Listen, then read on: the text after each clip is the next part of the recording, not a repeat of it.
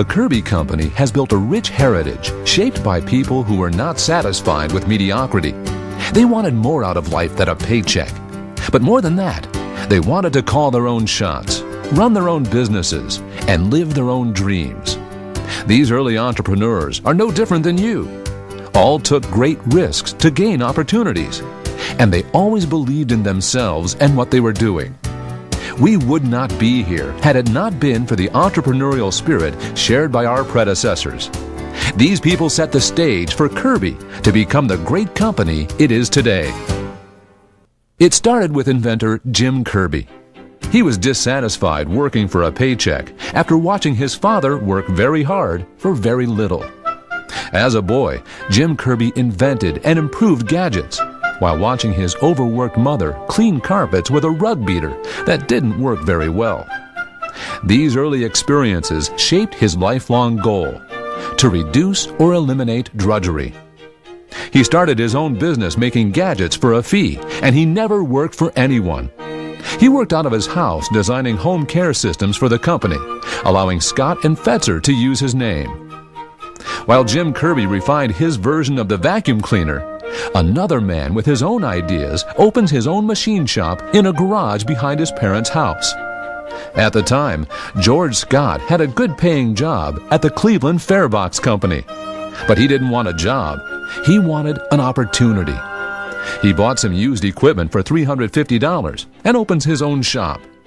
He ambitiously names it the G.H. Scott Machine Company. He was 26. He continues working at the box company for 8 months while pursuing his new venture part-time. These were the humble beginnings of what became the Scott Fetzer Company. His goal was to give people with few opportunities a chance to become successful entrepreneurs. That goal is as strong today as it was in the beginning. To advance the company, Mr. Scott forms a partnership with Carl S. Fetzer, borrows $5,000, and takes over the Cleveland downtown space of a small machine shop. They open the Scott and Fetzer Machine Company in 1915, and they make tools, dies, jigs, and auto parts. To generate business, Mr. Scott did what many Kirby salespeople do today. He canvasses.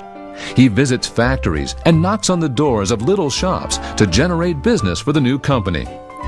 They turned a profit, outgrew their space, and in 1916 built the first plant on West 114th Street, where the Kirby Company still stands today. Mr. Scott was a salesman at heart, and as president was known as a friendly, folksy individual. He talked with people on the line about their families and chatted with people while sorting mail in the mailroom. Mr. Fetzer was a reserved and humble businessman. He handled the distributor agreements and customer relations for the entire company with the help of only his secretary.